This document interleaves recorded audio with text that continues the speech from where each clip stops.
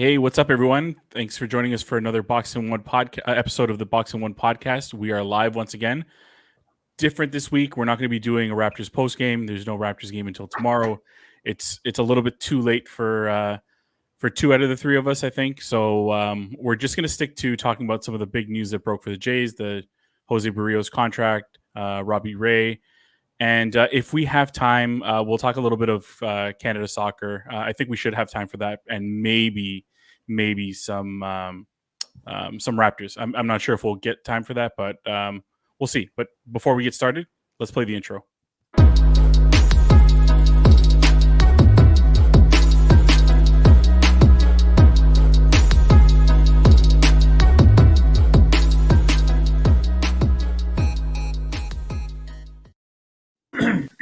All right. So before we get to talking about the Jose Berrios contract, if you're joining us for the first time, make sure you subscribe, like our content. You know what to do. Watch our previous shows. If you're listening, we're available on all major podcast networks. If there's one that's not available, just let us know, and we can always add it. But again, just make sure you share our stuff. Help us out a little bit. But let's move on right to the Jose Berrios deal. So 7 years, 131 million. Thoughts? Good deal. I mean, from my perspective, and also, I mean, obviously not being a super educated baseball fan, looks like a good deal. But thoughts? Awesome. You want to start? Sure. I think it's a reasonable deal. So, I mean, one thing that shows is that they're trying to lock up guys beyond just next year, right? So the idea is that there is a competitive window, and they feel it. They want to make sure that they cover all of Bo and Vlad's years of control. So this takes him beyond that a little bit, but they've also given him an opt-out after 5 years if he chooses to test free agency a little bit sooner. So overall, I think it's a good contract. If you look at it, the way it's structured, I mean, it's 131 million for 7 years. That includes 1 year that he was already under control. He was projected to make about 10.9 million, so almost 11 million basically, which means technically they're paying $20 million per year for free agent years, which I think is fairly reasonable. He's not your number one ace like a Scherzer or a Verlander, but I think he could be a good 2 or a 3, and 20 million seems a pretty reasonable number for that. Yeah. It was surprising, although a lot of the Jays media were saying that at the end of the year they were told off the record by both the front office and that by members of the front office and even Berrios that getting something done would be a priority. So it's a little bit surprising. I was listening to some other podcasts about this. It's interesting that, I mean, he was here for 2 months, and like to give him such a give a pitcher such a long-term deal after 2 months, it's like, well, you must really, really be high on the individual and the character. Very durable. Not an ace, but a 2 or a 3, and 20 mil a year approximately. Between a 3 and 5 win starter, it's good value. I still see upside in him because I have to wonder, like, everything he has, he's durable, good body. Everything he throws is plus, and a guy that will give you a 3.5 ERA and 200 innings a year, and he's just steady, consistent, and it's like I have to wonder something. And I even talked about this with you guys in our group chat. Like, I almost expect him to be an ace because he has everything to become an ace, and he could still become an ace. Like, he could still break out. It's not uncommon for pitchers to get better as they get older, as they just refine their stuff and learn how to get guys out. So I really like the deal because I think that there's upside. There's a lot of upside with him. He's not old. It's not unreasonable, and if he had another similar year, he probably would have gotten a bigger contract in the free agent market next year. I think Azam's on mute. Yeah, and sorry. So and that's the key, right? So even though he may not be your quote unquote like ace like a Garrett Cole, but the fact is that over his last few years, if you just remove that pandemic shortened, 2020, he's good for 3 to 4 wins for you on a year in year out basis, and there's value to that, right? If someone who can give you almost 200 innings or 180 to 200 innings every season and is good for 3 to 4 wins, I think there's a lot of value in stabilizing your rotation that way. Er, Um, I mean, if you look at the overall size of the contract, yeah, it looks a little large. I think it's comparable to a Zach Wheeler, if I'm not mistaken. I don't remember exactly what his contract was. I think Wheeler may have been a little bit higher. Zach was about 5 and 115 or 120. Yeah, so I mean, Wheeler's making a lot more in annual average. Obviously, he's not in that category. He's not that high end, but overall, I still feel that just to provide some stability to the rotation, and also the fact that I mean, his WAR was 4, which was similar to Robbie Ray according to Fangraphs. He actually had a better year in terms of WAR than Ray. Baseball reference, it was a little bit lower because they calculate WAR a little bit differently. So you can argue, but I think it's reasonable to expect that he's at least a 3 to 4 win player in any given year. And I think 20 million for that, from that standpoint, is a reasonable number. The one thing to keep in mind is that he was under control for this year, anyways, this coming year, 2022. Mhm. So it doesn't change the fact that Blue Jays still need another pitcher, right? And the fact that even knowing that, they decided to go ahead and sign him to a contract extension, they really must like him, or there's really something there that both parties felt that it was reasonable. Because I think that Berrios probably left a little bit on the table because I think this was a good free agent class for pitchers. I mean, most of them are veterans, but I don't know what the class looks like next year. But he probably could have tested the market again. Mhm. Worst case, he could have taken this because he's just 27. So Blue Jays are getting out of the 7 years, they're getting 3 years out of his 20s, right? He's so. Yep.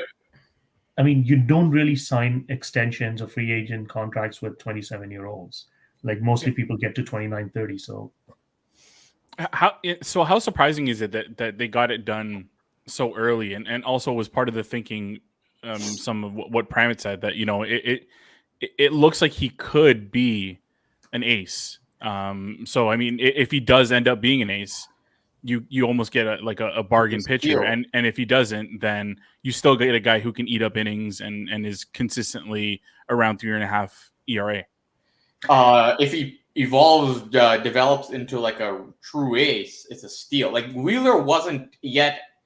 It's interesting we bring up Wheeler. I mean, Wheeler's contract, bigger average annual value, but he also was a free agent, so it wasn't an extension while he was still under control. So it was but it made sense that he got that that additional money. But Wheeler was his 2 seasons before free agency were very Berrios-like. If you look at the numbers, like just innings eater, mid to high 3 ERA, 4+ win starter. Obviously, pitching for the Mets in a much more hitter friendly league, the ERA was a little better, and it just. But there is some similarity between Wheeler and Berrios, and Berrios is younger, so I don't want to say that. Oh my God! Like he could turn into this could be a Wheeler type deal where Wheeler at age 30 really just between his health and just getting healthy and putting it all together becomes an ace. I don't want to say that, because even if Berrios stays where he is, it's a good deal. But if he gets better, and I'm bullish that he'll get better, then it's a steal. I think that's a fair point. Actually, now that I look at Wheeler's numbers, he was at the time of his signing that free agent contract, it was a lot closer to Berrios than he was. So when I say it was a Wheeler, like I'm not talking about the 2021 Zach Wheeler, who really had a terrific year, but I actually thought his numbers would have been better than they were. But he signed that 5/115 contract at 29 years age, and probably around 12, 13 win over a 6-year period. And the 2 years before that, he posted like 3.1 and 4. Well, sorry, no, about four wins, roughly, each year. So very similar to Berrios. So the fact that you were able to lock up Berrios at 2 years younger, at 20 per. I mean, there's not a whole lot. There are not a lot of reasons to dislike this deal. I'm more surprised that he signed it, to be honest. Because I guess that maybe there are CBA uncertainties. Maybe he valued the security more. But he's the kind of guy that getting to free agency at 28 as a very durable starter could have really cashed in more so next year if he had another good or even like another similar year or slightly better. So I always thought that somebody like him would test, but again, I don't know what I don't know, right? There's a lot that goes into these decisions. So, but I think it's a good deal for the team. Yeah, and you guys mentioned it now. So you have now your rotation for the long term is you have Ryu for another 2 years, right? You have Manoa. You have Berrios. I mean, Pearson, I guess, is still a little bit of a question mark. And then I guess Hatch would slot in there, or like who? Like you still need to probably pick up another couple of pitchers, and like it would be awesome if you can get an ace, but I don't know if that's possible. Yeah, you need more pitching. Obviously the Robbie Ray situation, Cy Young award winner Robbie Ray, that's still needs to be settled. They are in the market. I mean, they were in on Verlander. They were in on Syndergaard. There are teams like the Marlins, like the Reds, maybe Oakland, maybe Cleveland. Like those teams are selling. The Marlins situation, I'm a little confused as to why they would sell in the manner that they're selling. Like because I think that team is ready to really take a step forward. It's because it's the Marlins. They're ready. Like, why would they do? Why would they trade like a pitch? Like, if Alcantara is really on the market, like you wouldn't. Why would you trade him for it? Like, I really believe the Marlins could be in the mix for a playoff for a playoff spot in the NL East next year. I'm not kidding. They have a lot of good players. Yeah, so they have a lot of good young arms, and they have good players around the field. Yeah, so unless it's like a need for need type deal, but it would be, in my opinion, it would be absurd if they started trading for prospects again. Like before they even finish this rebuild, they're going to tear it down and start the next one. I mean, good for the Jays. The Reds, for some reason, their owner decided to stop spending money for some reason, so they're just. I mean, they're letting good pitchers go for free these days. So I think that going the trade route will be the way to do it. They have a really, really deep system. I was listening to Keith Law earlier today, and he's like they've drafted pretty well, not like really well, but they're killing it in Latin America. But the thing about the Latin American players, they don't have that coverage. So you don't really start to hear about Latin American prospects until they get to AA. So now you're hearing about Moreno or Elvis Martinez, and he says that there's more coming. So they have a deep enough system to trade from, and I think that's the way they'll go. Because right now, Ross Stripling is your fourth starter. And I think you don't want him in your starting five. You want him in the pen as the long reliever and spot starter if in case of an injury. So it's interesting you mentioned, and I followed on Twitter. I mean, it seems that the Jays were in on both Verlander and Syndergaard, which kind of shows their preference. They're looking maybe to pay a high annual average for a short-term contract, right? So maybe they don't want to commit to another pitcher long term, or maybe they feel that Robbie Ray contract is going to be too expensive. because they have two big holes that they need to fill, both like Simeon and Ray, right? Ray a little less so, so you can get by with someone who somewhere even someone another Berrios maybe, because I mean if you look at it, if Ray gave you a 4-win season, you have a full season of Berrios, so obviously yeah you would want to replace Ray like for like, but even if it's a bit of you know a notch below, you should be okay. But the fact is that they have two big needs. One is well, not infield, I should say, either a third baseman or a second baseman, and they need a pitcher. So one has to come via trade. I don't think that they will spend on both. So it seems that if they were, you know, one of the teams that was aggressively looking at going after Syndergaard or Verlander, shows that maybe they're more inclined to pay for a position player. I don't know. I'm just assuming at this point, right? If they're trying to bring Semyon back, or if they're trying to look at some of the because the free agent class for middle infielders is pretty good right now. Like you can lose out on the top guy, or maybe top two guys, and you can still get a pretty good return. Like you can still find a pretty good free agent. So maybe they feel that that's where the opportunity is. That even if they lose out, let's say to Semyon, there's Corey Seager, or worst case, you do have Javi Baez. Like there's a lot of options available. So maybe that was the rationale for going for a Syndergaard. The other is a trade route, right? So if they go for an ace, then so it's one or the other. So one will have to come via trade, and the other free agency.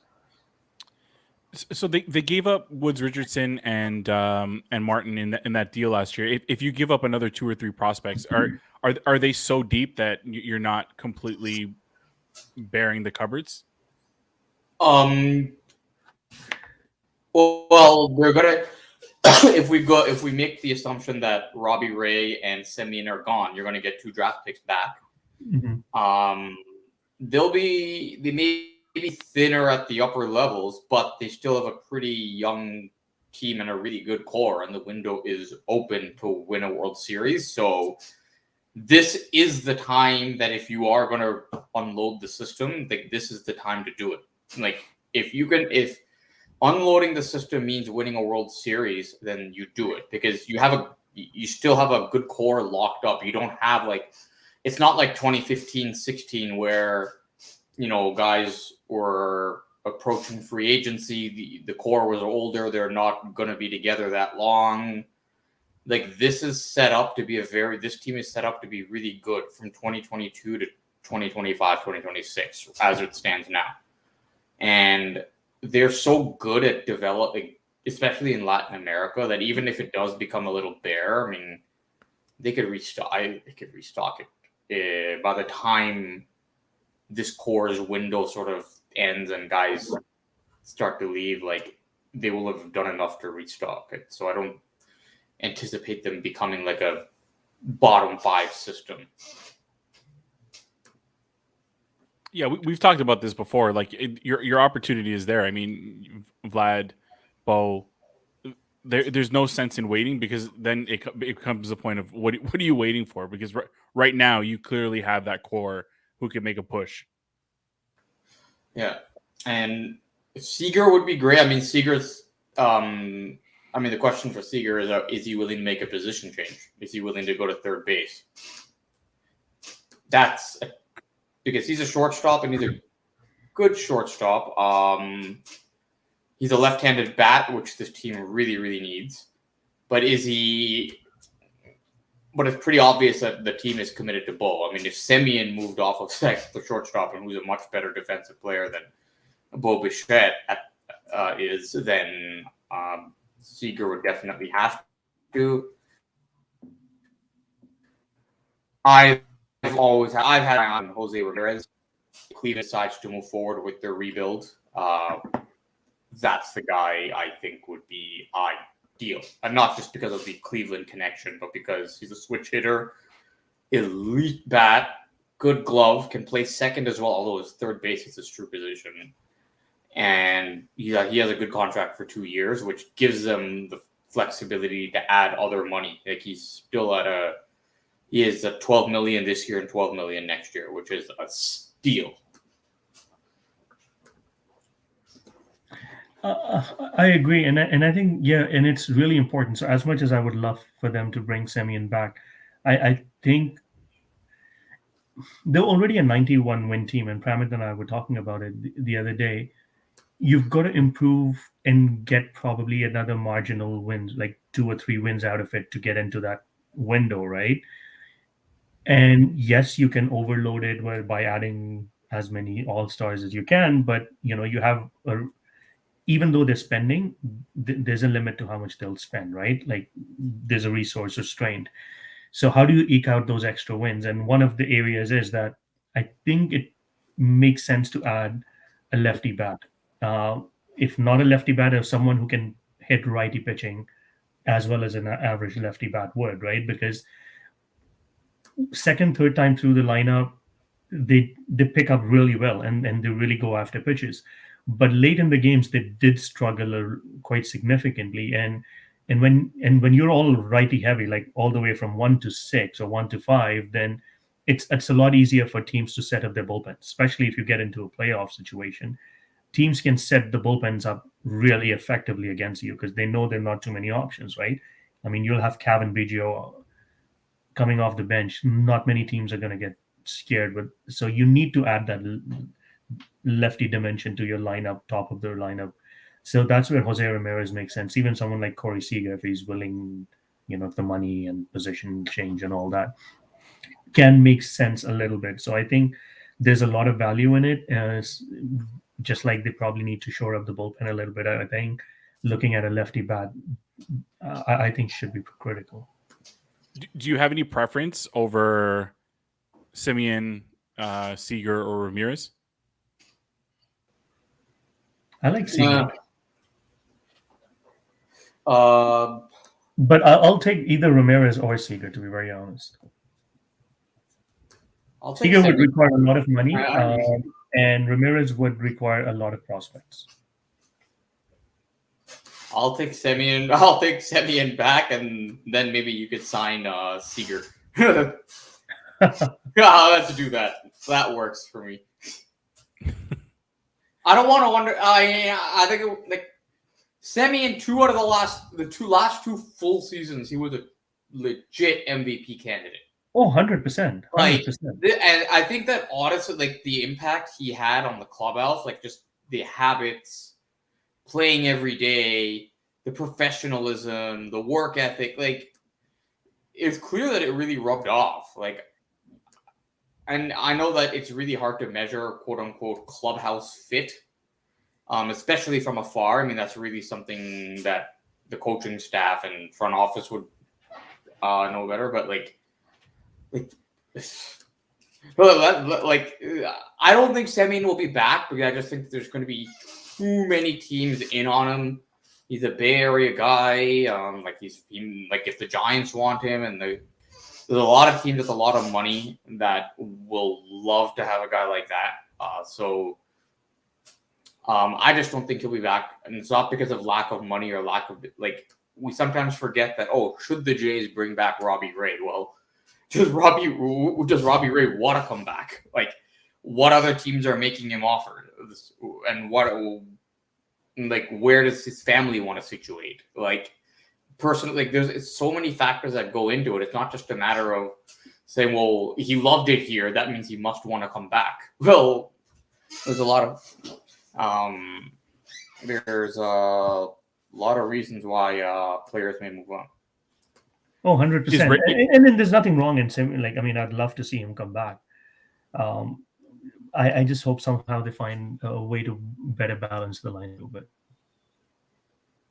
Does Ray come back? Do you guys think he comes back? I'm thinking no. And I say this because given the deals, the average annual value that some players have gotten now, Syndergaard got 20, even though it's just 1 year, he got $21 million, and he's thrown 2 innings in the past 2 years. So Ray will demand that. I mean, he just won the Cy Young in the AL East, pitching in minor league ballpark. So there's going to be a demand there. I don't know what term he'll get, obviously, because he's such a late bloomer that I don't think he would get like the true 7-year ace contract. But I do believe that there's reason to not be totally comfortable giving him a big deal. Late bloomer, a little bit homer. Not that he is actually quite homer prone. So I don't think I think he'll remain a pretty good consistent starter. But is he the Cy Young guy that we saw this year? I don't know. And he's gonna want to get paid like that, right? And like that's the part that would make me most nervous about him. It's giving him big money, and I don't know. I don't trust it. I don't know enough about pitching in baseball like you guys do, but I just don't trust it. It would make me a little bit nervous giving him big money over an extended period of time. Mm-hmm. It feels like one of those that can just it can just go wrong. But again, what do I know? Any last thoughts on the Jays before we move on? No, it's just pretty cool that it's been 18 years since a Blue Jay had won a Cy Young. So congratulations, Robbie Ray. That was pretty awesome.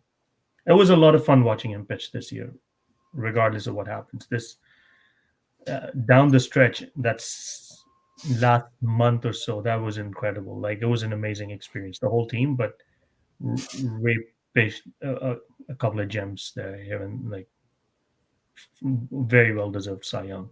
Absolutely, and great pants as well. Yes, the best pants and led to the best T-shirt. That's absolutely true. Although Dwayne Casey would disagree. All right, so we're gonna move on to our next topic. This has been a big one lately. Pramit, I'm gonna ask for your opinion in a second on this because I want to see how far this one has reached. But Canada defeated Mexico 2-1 in Edmonton in a snow-covered. Well, at one point it was a snow-covered pitch. There were the snowbanks on the sidelines. Players jumping into the snowbanks for celebrations. It got a little bit hairy at the end. I was really nervous. Like I got to the point where like I didn't want to watch, but I had to watch. But Pramit, was this on your radar at all? Since you're not a big soccer fan, like, did you watch this? Is it something that you were paying attention to? I didn't. I flipped the channel a couple times. It was kind of on my radar, but I didn't pay too close attention to it. Although I am happy to see that they won and potentially have a shot at being in the World Cup next year. Yeah, I mean they're at the top of their group. So for everybody watching who's not sure what's going on, they're at the top of their group. They tied Mexico in Mexico. Now they beat Mexico. They also tied the United States in the U.S. The U.S. is supposed to be coming here in January for a game. There's rumors that it's going to be in Hamilton. I don't know what that's going to be like because it's going to be freezing. There's no advantage, I don't think. Maybe there is to playing the U.S. in a freezing cold environment. Apparently, Vancouver might be out of the question because travel is difficult for some of the players coming from Europe and also getting to Central America after that for some of their games. Azam, did you watch? What did you think? I watched. It was an amazing feeling, to be very honest. Like I follow soccer a lot, but I don't follow Canada soccer a whole lot. But yeah, it's an absolutely incredible result, right?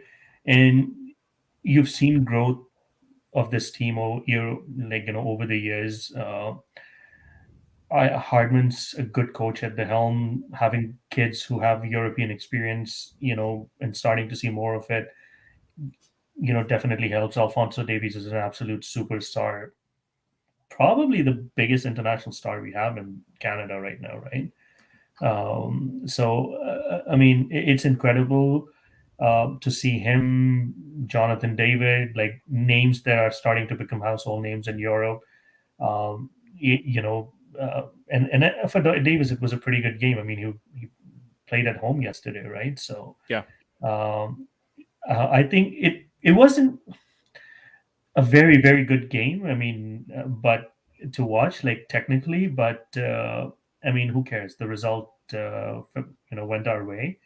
Whatever dark arts, they were looking to practice by scheduling the game in Edmonton worked.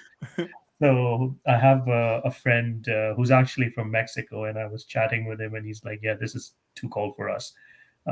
So yeah, I mean, but congratulations to the team. This is incredible. So 6 games to go, if I'm not mistaken. Yeah. They've played Mexico twice already. US is a big one. Next one is against Honduras, if I'm not mistaken. Yeah, So that's right. I mean, nothing like knock on wood. They do look good for the World Cup right now. Yeah, I think the biggest complaint, and this is one of the things. Like, I mean, it's hard to complain about anything, but the quality of the match wasn't great. If anything, the 1-1 tie at Azteca was probably a better commercial for the game and for how Canada has grown. This was like the pitch was awful. Like it was bouncy. The ball was just all over the place. They didn't look the way I've seen Canada look in previous matches, which is, it's a shame, because you would hope that somebody like Pramit would get to watch the game and see like a nice free flowing match where it's back and forth. And I'm sure that's why, Pramit, maybe that's why you didn't watch, because it was the ball going back and forth, like being knocked back and forth, and it didn't look pretty. But so here's a big question, and this is something that I debated with some of my friends, and they think I'm crazy for saying this. But the question that one of my friends posed me was, what gets a bigger celebration? So we saw what it was like when the Raptors won the NBA championship. Is it bigger if Canada? I think this is a stupid question, because I think this is definitely bigger. But if Canada wins the World Cup, not that that's going to happen. This team, I don't think this team is anywhere near that good yet. If Canada wins the World Cup, is there a bigger celebration than the Raptors winning the NBA championship, or the Leafs winning a Stanley Cup? Which I don't think that's going to happen anytime soon either. What's the bigger celebration? Oh, I think in Toronto, the Raptors winning across the country, the World Cup. Although a lot of cities went crazy when they won. I don't know the answer to that, because there are. I guess with the comparison is like Team Hockey. Canada winning the gold medal in hockey. Yeah. It would be something like that. Maybe a little more toned down, because it's not. I don't think so, man. I think it's going to be crazier. Yeah. I think half the country hates Leafs. So.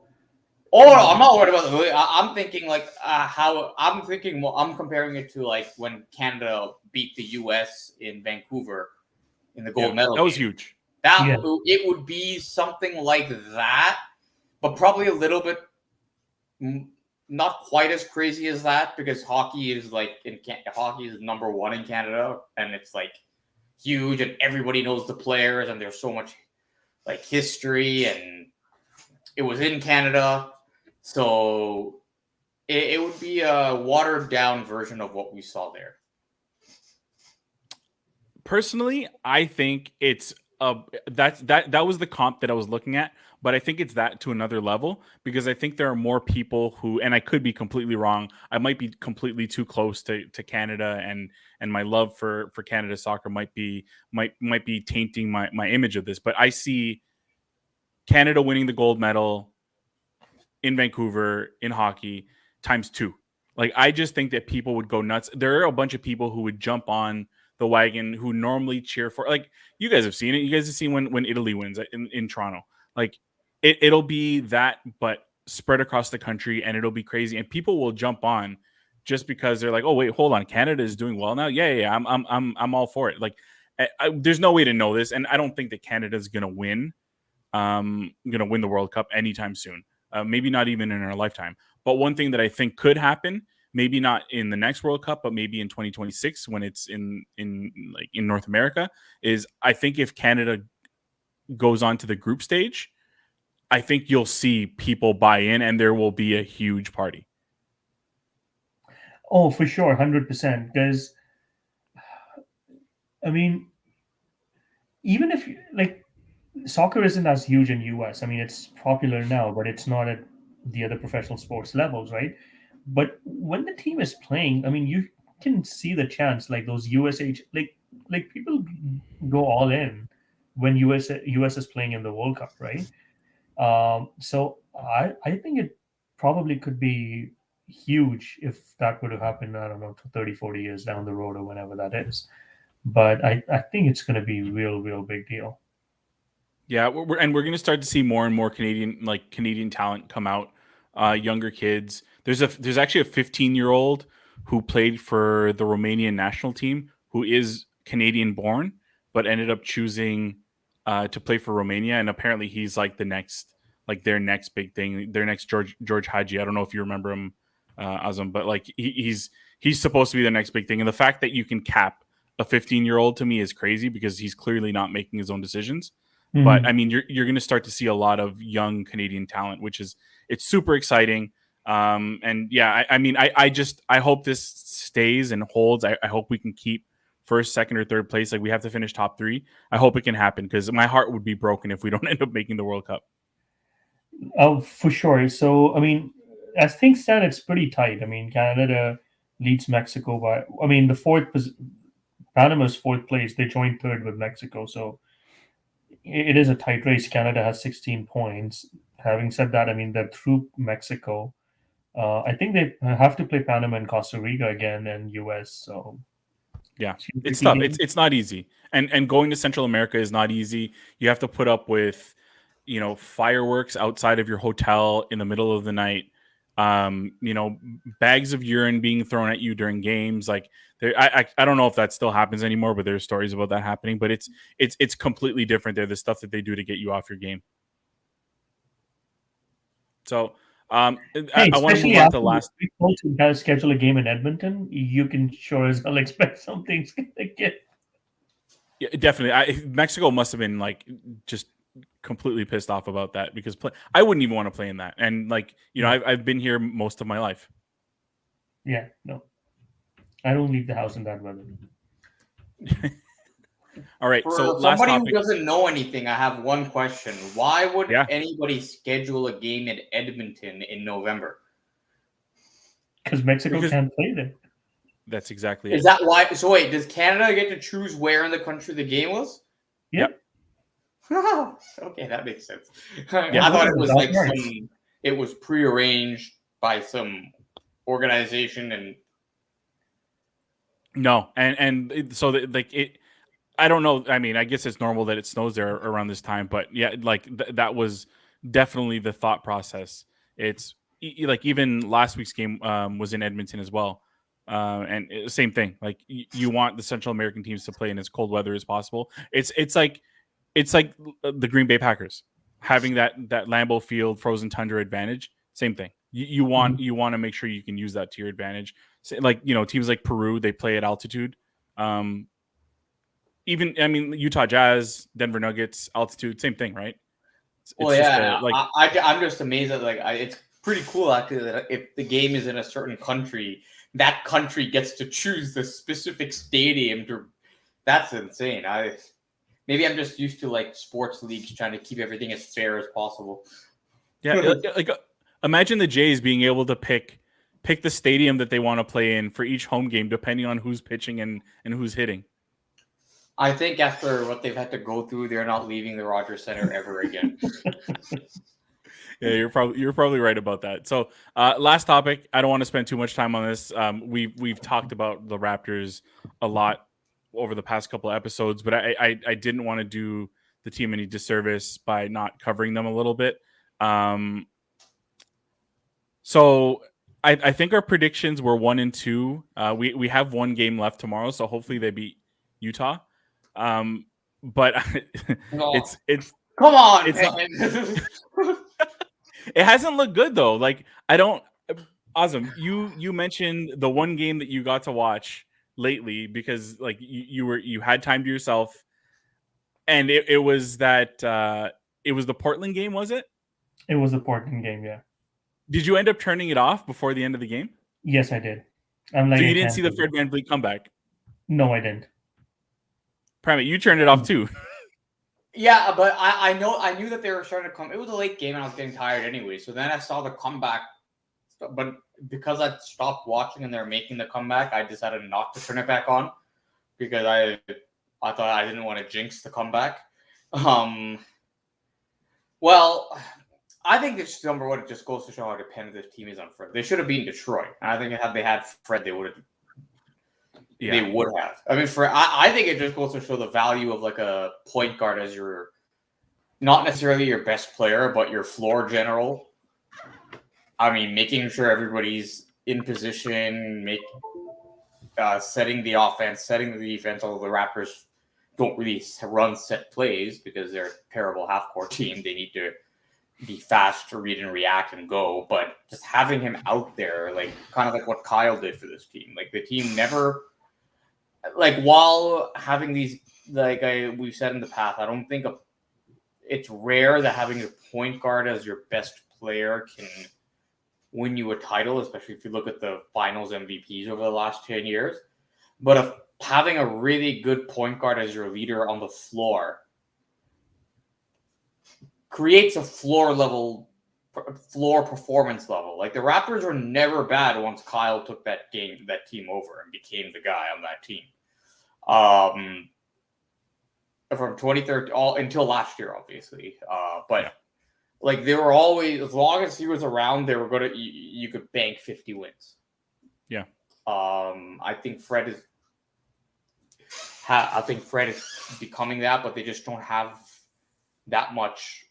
I mean, they're so young, and I was listening to some other podcasts, and again talking about like they're just like a lot of the coach. This is like the first year since that first Dwayne Casey year in 2011, 2012 team, where it's just a lot of player development, teaching like the nuances of the league. Whereas when you had more of a veteran team, it's more about just game planning and higher level X's and O's. So there's it's a work in progress. I think getting into the play-in tournament is something they could still do. I've always said that January onwards they'll be better, but there's going to be a lot of ups and downs, Raptor fans. So buckle up. This isn't. They're not what they were, but they can get back to that. Yeah, and you saw a lot of that youth at the end of the Portland game. Scotty made a couple mistakes that I think any young player would make. He had to travel, and I think there was another one, but Nick Nurse referenced it in his post game. You know, it's just he's young and he's got to learn. And I think you can see that. I'm looking at the numbers right now. They're 20th in defensive efficiency. Surprisingly, still 13th in offense, but yeah, it's surprising, right? And they were top 5 about a week and a half ago.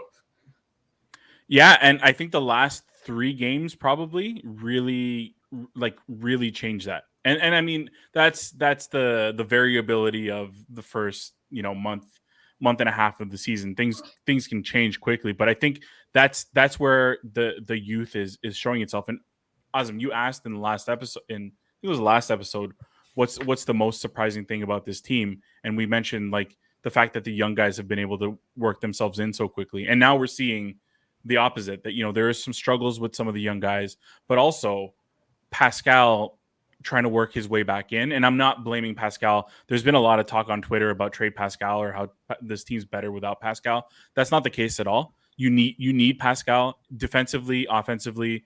He just needs to work himself back in. It's going to take some time. Rotations, like you don't just walk back into an NBA game and remember, or it's repetition. It's going to take time, but like the being 20th in efficiency is probably the most disappointing thing. But I think that you can chalk that up to youth. But being this early in the season, the rating could fluctuate wildly, right? So while we were happy about being top 5, I mean, 1-2 games, it could fluctuate pretty wildly. I mean, it's not like an average like accounting stat. It's more of a rate stat, right? So rate stats can go crazy. Yeah, and it'll normalize. Like last year, they were 19th in defense, but I think at one point, probably around the middle of the season, I think they were in the mid-teens to like maybe around 12th. I think they had worked themselves down, and until the injuries hit. So I'm expecting the same thing. Like, look, the defense when you're a young guy coming into the league is probably the hardest thing, and defense the way Nick Nurse wants to play it is probably even harder. And I feel that even offensively, when you look at some of their sets, they're very basic. They don't do a whole lot. They'll set a screen at the top. Precious will set a terrible screen, or Kem Birch will set a screen. But there isn't, like, if you look off the ball, it's really 5 men out. Like there isn't a whole lot of movement. There's no picks being set off the ball. Not that I don't know that Nick Nurse really does a lot of that anyways.